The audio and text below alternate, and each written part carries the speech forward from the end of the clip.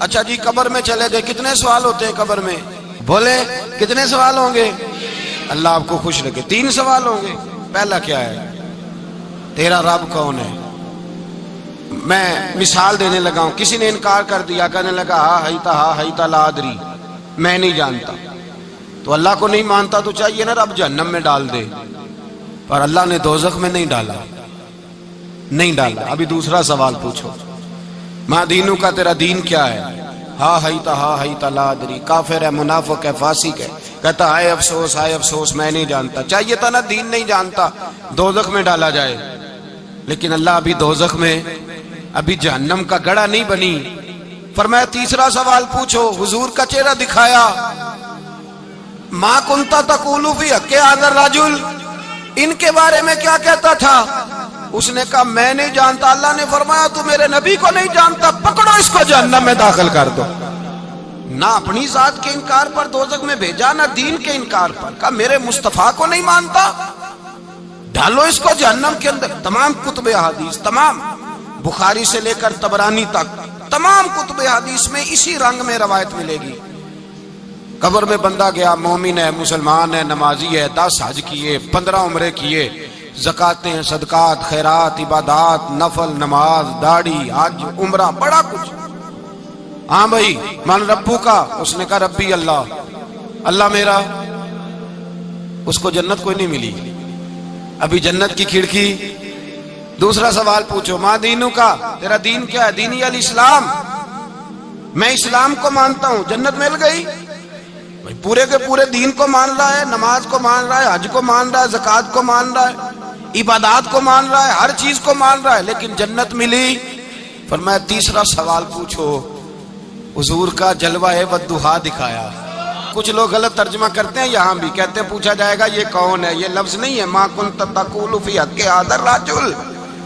اللہ فرمائے گا یہ بتا دنیا میں میرے نبی کو کیا کہا کرتا تھا، ان کے بارے میں تو دنیا میں کیا کہا کرتا تھا۔ تو جو کہا کرتا تھا وہ کہہ کہ اسی وقت پکار اٹھے گا کہ میں کہا کرتا تھا یا نبی پکارا کر، میں یہ کہا کرتا تھا یا نبی، میں یہ کہا کرتا تھا کہ دشمن احمد پہ شدت کیجئے، ملحدوں سے کیا مروت کیجئے، اور شرک ٹھہرے جس میں تعظیم حبیب، اس برے مذہب پہ لعنت کیجئے، اور مثل فارس زلزلے ہوں نجد میں ذکر آیاد ولادت کیجئے، اور غیظ میں جل جائے بے دینوں کے دل، یا رسول اللہ کی کثرت کیجئے، یا رسول اللہ کی کثرت۔ میں یہ کہا کرتا تھا۔ اچھا اس نے اللہ کو مانا، دین کو مانا، جنت نہیں ملی۔ جب کہنے لگا نا ہوا محمد الرسول اللہ صلی اللہ علیہ وسلم، جب حضور کو پہچانا، حضور کو، نبی پاک کو پہچانا، تو فرمایا نہیں میرے یار کو جانتا ہے، اب کھول دو جنت کا دروازہ۔ تو بھائی مغز قرآن روح ایمان جانے دیں، ہست حب رحمت للعالم، حضور کی محبت اصل ہے دین کی۔ قرآن مجید سورہ توبہ آیت نمبر 24، کوئی تفسیر نہ پڑھیں، صرف اس آیت کا ترجمہ پڑھیں، خالی ترجمہ، اور ایک ایک بات کو اللہ تبارک و تعالیٰ نے بالتفصیل بیان کیا۔ فرمایا کل ان کان آباؤکم، اے محبوب آپ ان سے فرما دے اگر تمہارے باپ، وابناؤکم تمہارے بیٹے، واخوانکم اور تمہارے بھائی، وازواجکم تمہاری عورتیں، وعشیرتکم تمہارا کنبہ، تمہارا خاندان، واموال اقترفتموہا اور تمہارے کمائی کے مال، ذرا گنتے جائیے چیزوں۔ فرمایا محبوب کہہ دیں تمہارے باپ بھی، تمہارے بیٹے بھی، تمہارے بھائی بھی، تمہاری عورتیں بھی، تمہارا سارا ہی خاندان، بات ہی ختم کر دی، تمہارا سارا ہی خاندان، واموال اقترفتموہا اور تمہارا کمایا ہوا مال۔ ایک مال وہ ہوتا ہے جو بندے نے کمایا نہیں ہوتا، آیا ہوتا ہے، آئے اور کمائے میں جو آیا ہوتا ہے اس کی قدر نہیں ہوتی۔ اللہ فرماتے ہیں واموال اقترفتموہا، تمہارا کمایا ہوا مال، وتجارت تخشون کسادہا اور تمہاری وہ تجارت جو تم نے محنت کر کے کاروبار چمکایا ہے اور تم ڈرتے ہو کہ نقصان نہ ہو جائے، ومساکن تردونہا اور تمہارا وہ رہنے کا مکان جو تمہیں بڑے پسند ہیں۔ یہ ساری چیزیں گنوا کے کہا احب الیکم من اللہ ورسولی، اگر یہ چیزیں تمہیں خدا سے زیادہ پیاری ہوں اور خدا کے رسول سے زیادہ پیاری ہوں، وجہاد فی سبیلہ، اور ان کے رستے میں جہاد سے زیادہ پیاری ہوں، پھر کیا کرو؟ فتربصوا، انتظار کرو، حتی یاتی اللہ بامری، یہاں تک کہ اللہ تم پر اپنا عذاب لے آئے گا۔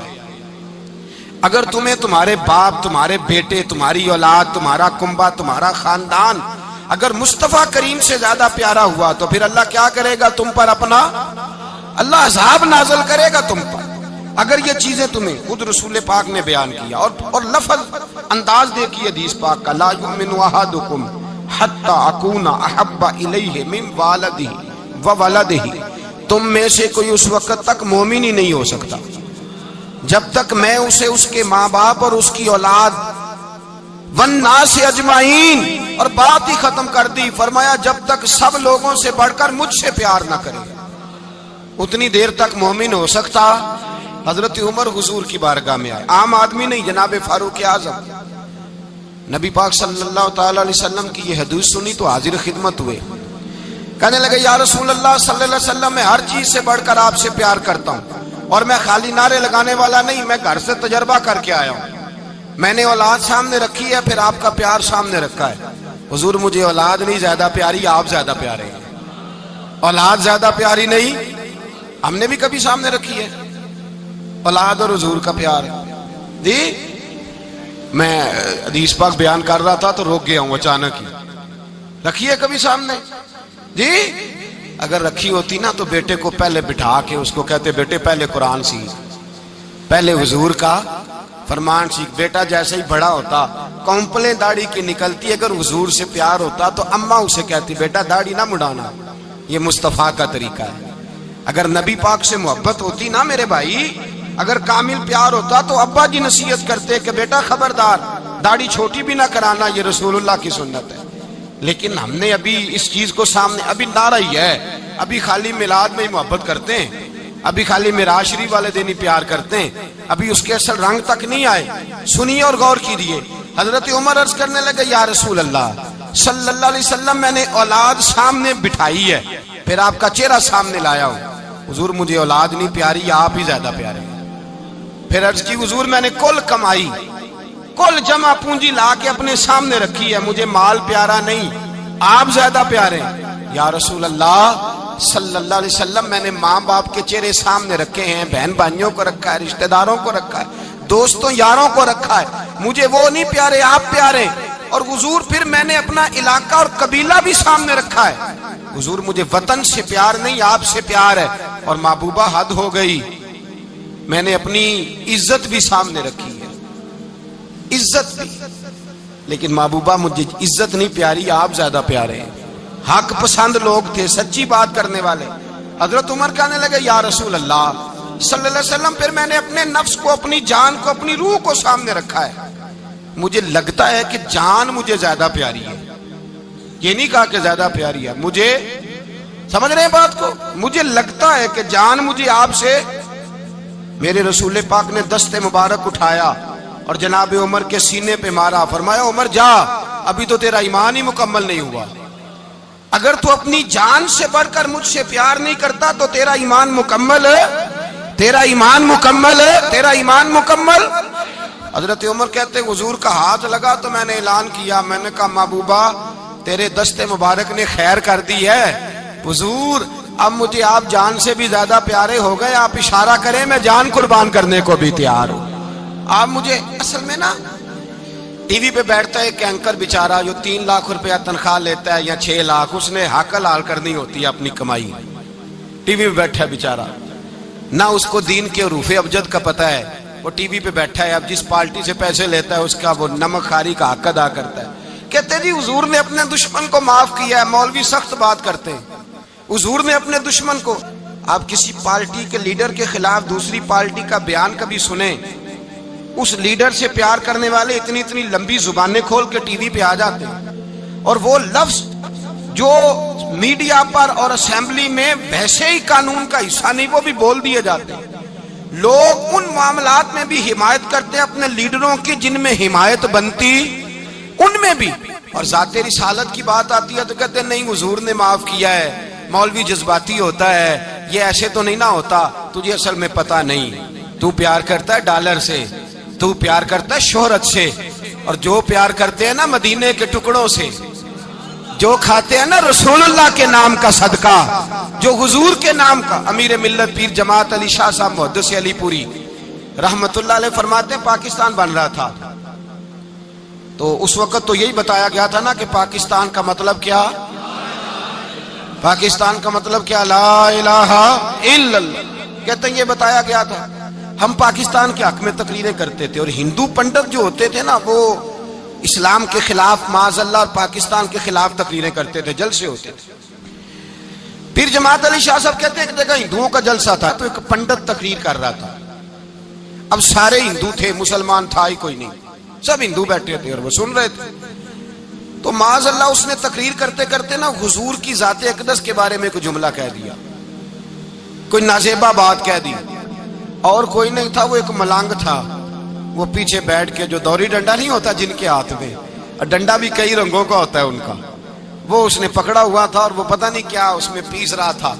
امیر ملت فرماتے ہیں اس کے کان میں سپیکر کی آواز گئی کہ حضور کے بارے میں بات کر دی۔ اس نے ڈنڈا پکڑا، ملانگس آدمی تھا، پیچھے سے نکلا، کسی نے روکا بھی نہیں، اسٹیج پہ چڑھا سیدھا، اور 2-4 ڈنڈے زور زور سے پنڈت کے سر پہ دے مارے، پنڈت مر گیا، پرچہ ہو گیا، مقدمہ ہو گیا، جیل ہو گئی۔ امیر ملت کہتے ہیں میں جیل میں ملنے گیا، میں جیل میں، دیکھے بندہ ان پڑھ تھا، بات بڑی پڑی کر گیا۔